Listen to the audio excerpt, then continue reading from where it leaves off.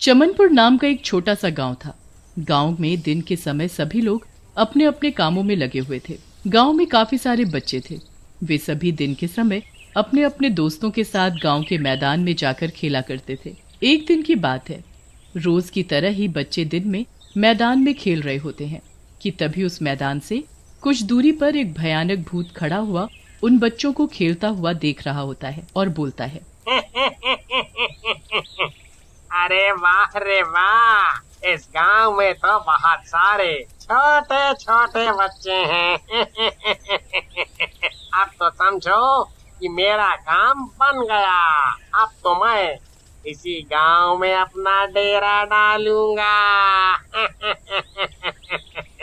भूत ऐसे बोलकर वहाँ से हंसता हुआ चला जाता है और कुछ दूर जाकर भूत एक आदमी का रूप ले लेता है और गांव के बाजार में जाकर अपनी पतंगों की एक छोटी सी दुकान लगाता है। भूत मन ही मन मुस्कुराता हुआ बोलता है, अब आएगा असली मजा। अब देखना कैसे गांव के बच्चे मेरी इस जादुई पतंग के शिकार होते हैं। ऐसे बोलकर भूत एक आदमी के रूप में अपनी पतंग बेचने लगता है और जोर से आवाज लगाकर गांव के सभी बच्चों को अपनी ओर आकर्षित करने लगता है। अरे ले लो रे ले लो, मेरी प्यारी प्यारी रंग बिरंगी पतंगे ले लो। कुछ ही देर में पतंग की दुकान के आगे कुछ लोग आ खड़े होते हैं और आपस में बात करने लगते हैं। अरे ओ गंगाधर, ये आदमी हमारे गांव का तो नहीं लागत है और ये रंग बिरंगे कागज काहे बेच रहा है? अरे बबलू भैया, ये रंग बिरंगे कागज नहीं, ये तो पतंग है पतंग।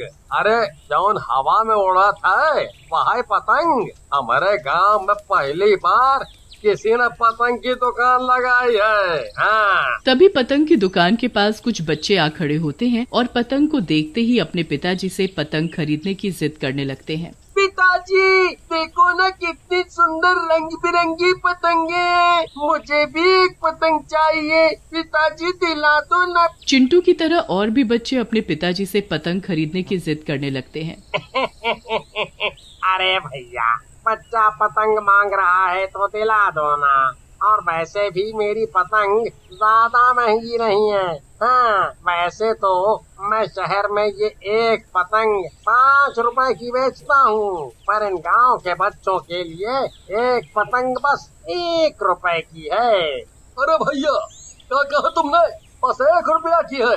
हाँ, अरे तो फिर हमारे चिंटू को एक नहीं 3 पतंग दे दियो। हाँ। चिंटू के साथ कुछ और बच्चे भी दुकान से पतंग खरीदकर मैदान में पतंग उड़ाने के लिए चले जाते हैं। कुछ देर में भूत भी अपनी पतंग की दुकान बंद करके अपने घर चला जाता है और घर आकर अपने भूतिया रूप में जोर जोर से हंसते हुए बोलता है,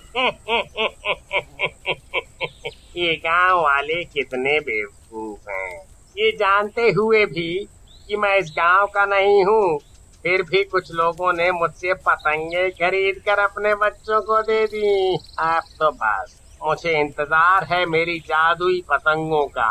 वो मेरे पास अपना शिकार लेकर उड़ती हुई आती ही होंगी। दूसरी ओर मैदान में बच्चे बड़े ही मजे से पतंग उड़ा रहे होते हैं कि तभी देखते ही देखते पतंग उड़ा रहे बच्चे भी पतंग के साथ उड़ने लगते हैं और भूत की जादुई पतंग उन बच्चों को अपने साथ उड़ाकर भूत के पास ले आती है।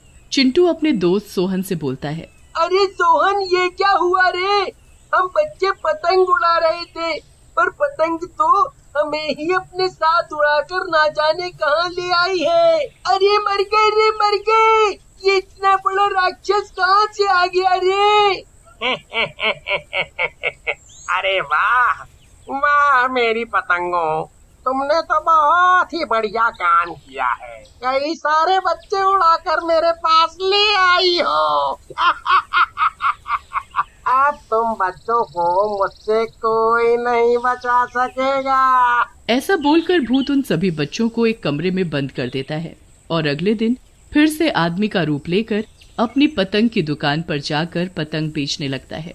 तभी वहाँ कुछ बच्चे आते हैं और पतंग खरीदकर मैदान में पतंग उड़ाने चले जाते हैं और जैसे ही पतंग उड़ाते हुए बच्चों को कुछ देर होती है, पतंग उन्हें भी अपने साथ उड़ाकर भूत के घर ले आती है। फिर भूत उन बच्चों को भी बाकी बच्चों के साथ कमरे में बंद कर देता है। बच्चों के यूं अचानक से गायब हो जाने से पूरा गांव दहशत में आ गया था। जिन लोगों के बच्चे अचानक से गायब हुए थे वे सभी इकट्ठा होकर मुखिया जी के पास जाते हैं। अरे मुखिया जी, ये हमारे गांव में आखिर हो क्या रहा है? अरे पहले तो हमारा बेटा चिंटू गायब हुआ और अब एक एक करके सभी बच्चे गायब होते जा रहे हैं।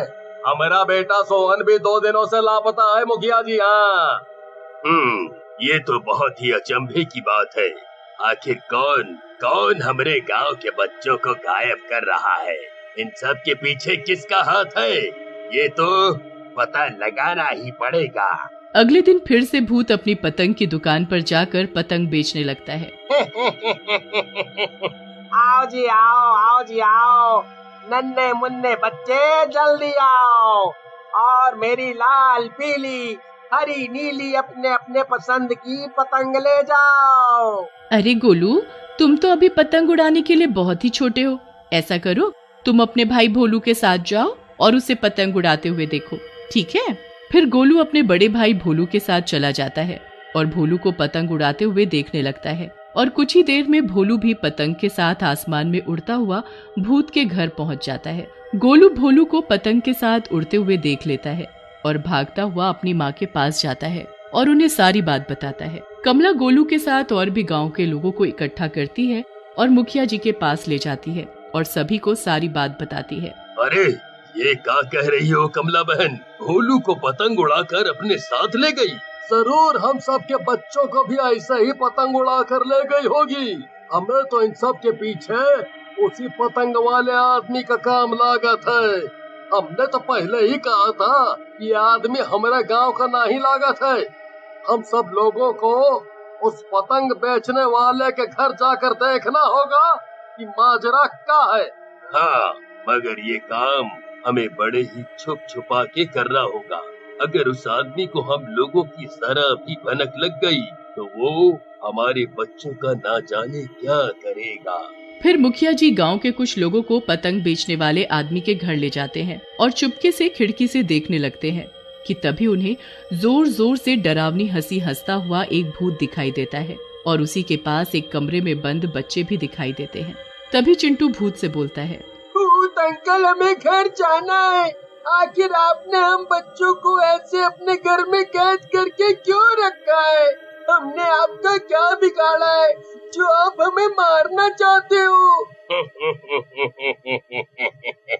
अरे मेरे नन्हे मुन्ने बच्चों, बस 2 दिन की और बात है, फिर मैं तुम सबका काम तमाम कर दूंगा।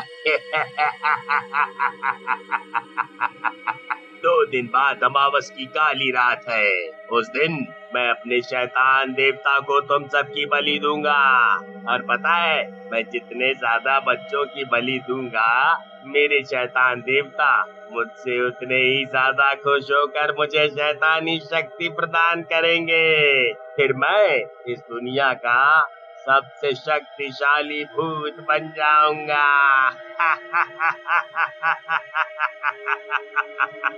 अरे मर गए रे! अरे मुखिया जी, ये ससुरा भूत तो हमारे बच्चों की बलि देने की बात कह रहा है। अब आप ही बताइए कि क्या करें? कैसे अपने बालक बच्चों को उस भूत के चुंगल से बचाएं? सबसे पहले तो इस भूत को ठिकाने लगाना होगा और ये काम पहाड़ी वाले तांत्रिक बाबा ही कर सकते हैं। फिर सभी लोग कमला बहन के साथ पहाड़ी वाले तांत्रिक बाबा के पास जाते हैं और उन्हें सारी बात बताते हैं। आप लोगों को चिंता करने की जरूरत नहीं है। ये लो पवित्र जल की शीशी, इसमें सभी पवित्र नदियों तालाबों का जल मिला हुआ है। आप लोग किसी तरह ये जल उस पतंग बेचने वाले भूत के ऊपर डाल देना। पर हाँ, उससे पहले तुम्हें उस भूत की सारी जादुई पतंगों को आग लगानी होगी। और फिर सभी रात के समय भूत के घर के पास जाते हैं। मेरे पास एक सुझाव है। बबलू और गंगाधर औरत के रूप में भूत के घर में जाते हैं और अपनी अदाओं से उसका ध्यान भटकाने लगते हैं। भूत जैसे ही बबलू के पास जाकर उसका हाथ पकड़ता है, गंगाधर मौका देखकर भूत की सभी पतंगों में आग लगा देता है। धोखा, मेरे साथ धोखा। तुम दोनों कोई अप्सरा नहीं बल्कि एक आदमी हो। ऐसे बोलकर गंगाधर भूत के ऊपर पवित्र जल डाल देता है। भूत के शरीर पर जल पड़ते ही वो भी भस्म हो जाता है। फिर सभी गांव वाले बबलू और गंगाधर का धन्यवाद करते हैं।